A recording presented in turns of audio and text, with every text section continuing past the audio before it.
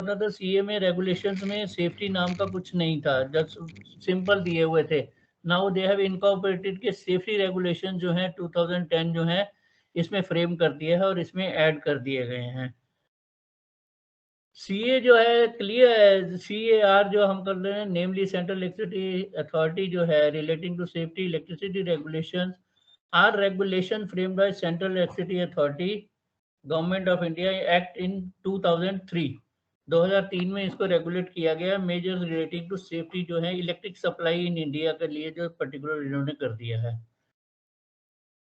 सी जो है ये जो आपके सीए रेगुलेशंस हैं केम इनटू इफेक्ट 20 सितंबर को है। इसकी बेसिक हिस्ट्री जो है 20 सितंबर 2010 में in place of Indian electricity rules 56 and 2003 were framed by Indian Electricity in 19 जो 1910 और 48 के सीए रूल थे उनको आगे जाके इन्होंने अभी लेटेस्ट जो कर दिया 2010 में किया।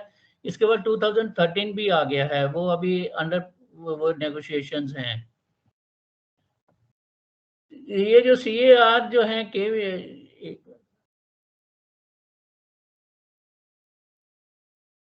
ये इसकी बेसिक हिस्ट्री है, कब ये अमेंडमेंट आई है और कब ये इन्होंने इनकॉर्पोरेट किए हैं। The amendment pertains to general measures for safety requirements, electrical vehicles हैं, चार्जिंग स्टेशंस हैं, अर्थ प्रोटेक्शंस हैं, सिस्टम फॉर चार्जिंग स्टेशंस हैं, टेस्टिंग एंड इंस्पेक्शन। जो कंप्लीट जो है इलेक्ट्रिसिटी से रिलेटेड हैं इंडिया में जितने भी हैं रेगुलेशंस, उसमें ये जुलाई 19 से इनको इफेक्टिव डाल दिया गया अभी, क्योंकि इलेक्ट्रिक मोटर इलेक्ट्रिक बसेस वगैरह भी आने वाली हैं, इलेक्ट्रिक वो आ गए हैं। The material provided below should be considered as general information only and must be read in conjunction with all relevant legislation, rules, codes, and practice, particularly the CEA Central Safety General Regulation 2019 effective में है। इसमें क्या है, supervision duties जो है regulation अलग अलग है। रेगुलेशन 507 की इसकी जो मैं आपको ना ये सिनॉप्सिस भी आपको मैं मेल करवा दूंगा, आपको मिल जाएंगे पढ़ने के लिए भी। Supervision of apprentices carrying out electrical installations, then it is now requirement that any person who employs an apprentice must ensure that apprentice is given effective supervision in accordance with the ESV published apprentice supervision requirement है। And requirement extend to any licensed electrician or licensed electrical switchgear workers that has been taken into task apprentice carrying out जो भी electrical installation में involve होगा, electrical engineer हो, electrical electricians हो, they are governed by this regulation 507। High voltage electrical installation work जो है regulation 2005 है। 2005 में क्या है, वायरिंग मेथड ऑफ और इलेक्ट्रिकल इंस्टॉलेशंस कैसे होनी चाहिए, डिजाइन कैसा होना चाहिए हाई वोल्टेज इंस्टॉलेशंस का, and must be verified in writing applying to AS जो उनके स्टैंडर्ड्स हैं उनको, एंड दैट 7000 है। The verification must be done जो भी है competent person who was not involve in the design. ये जो इनको जो वेरिफिकेशन करेंगे जो मैन्युफैक्चरर का कोई आदमी नहीं होगा जो डिजाइन इंस्टॉलेशन वर्क में जो था वो वेरीफाई नहीं करेगा, क्योंकि उससे क्या क्या होगा कि वो अपनी हिसाब से कर देगा। तो इसलिए वेरिफिकेशन के लिए कॉम्पिटेंट पर्सन जो है इलेक्ट्रिकल इंजीनियर होना जरूरी है, सीए का appointee.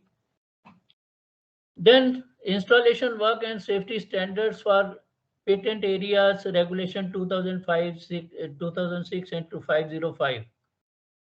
Any person who commissions electrical installation work in a health facility or any prison contain patient or area that is intended to be patent area must be that any person जो भी आदमी उस काम को करेगा who carries out electrical work in the patent area is appropriately licensed। अभी क्या था कि अभी कॉन्ट्रैक्टर को हमने लाइसेंस दे रखे थे कि A class contractor, B class contractor, C class contractor high voltage के लिए।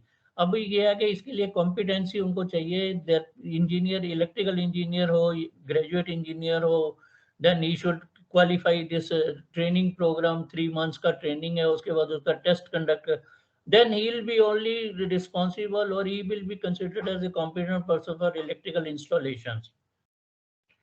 REC रेगुलेशन जो है जिसमें electrical commission to carry work is given written notice that includes the following information detail about whether or not electrical installation work requires or includes electrical installation or location and boundary of pit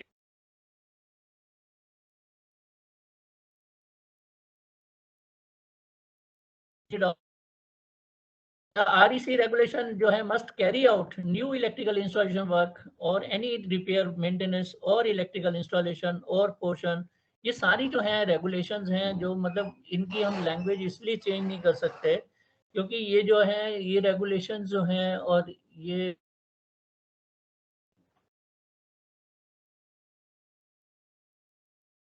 कहते हैं ना इनकी जो है इसमें में change नहीं कर सकते क्योंकि ये जो रेगुलेशंस करना इम्पॉसिबल है और कोई कर नहीं सकता है।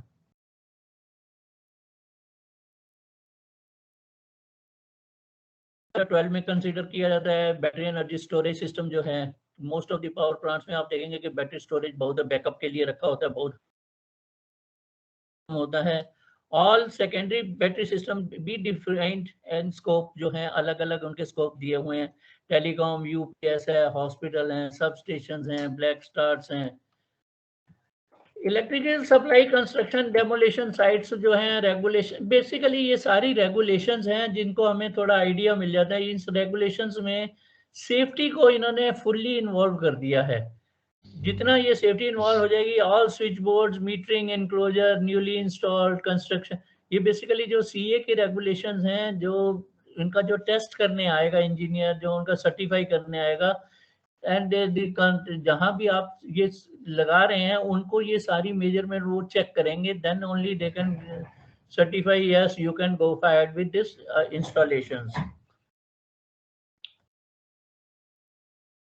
प्रॉपर्टीज विद मल्टीपल पॉइंट्स, अभी एक्चुअली मैं सोच रहा हूँ मैं इसको थोड़ा डाइवर्ट करके ना तो सीए का वो उसको दूसरा ले लेता हूँ जो इलेक्ट्रिकल का ज्यादा है। ये रेगुलेशंस हैं, इसमें आपको अभी इतना वो भी मैं इसको भेज दूंगा आपको फॉर योर नॉलेज।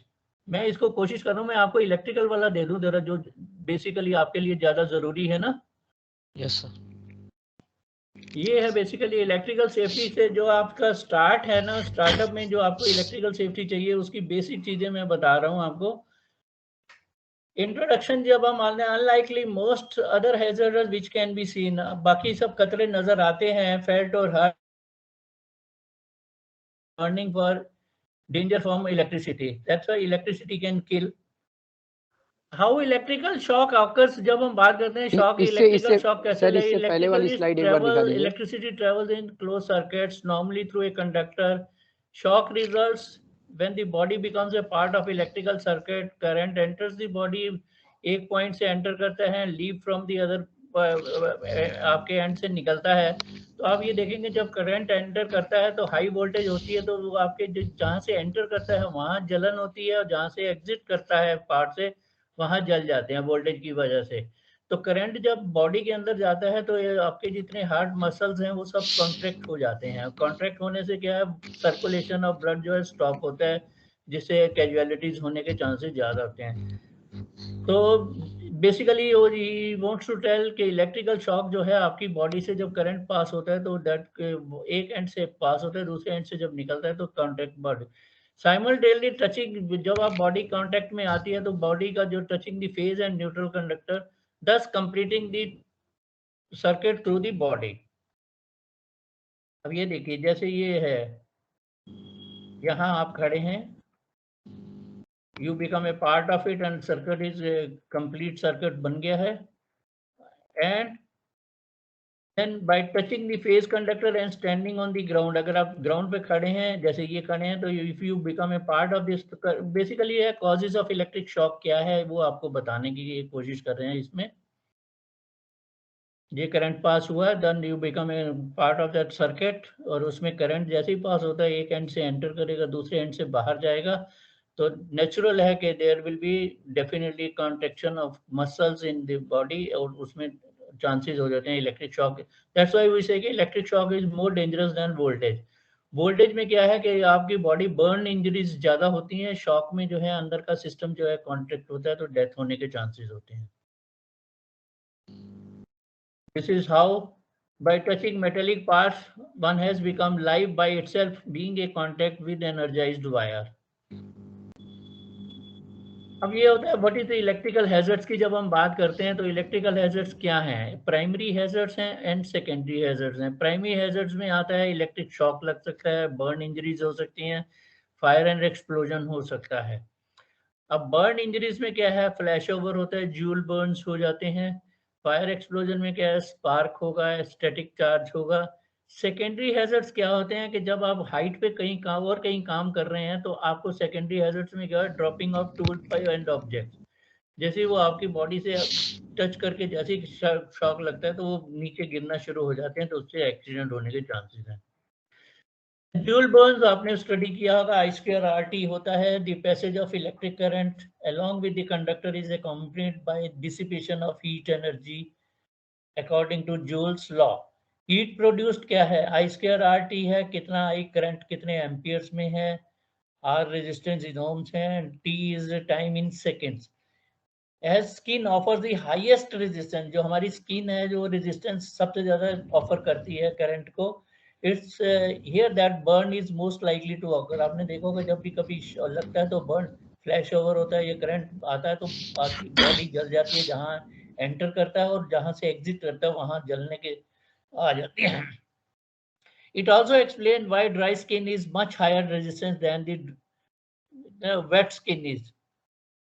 आपकी वेट स्किन में ज्यादा लगता है या करंट उसमें ड्राई स्किन में? That is we are going to explain.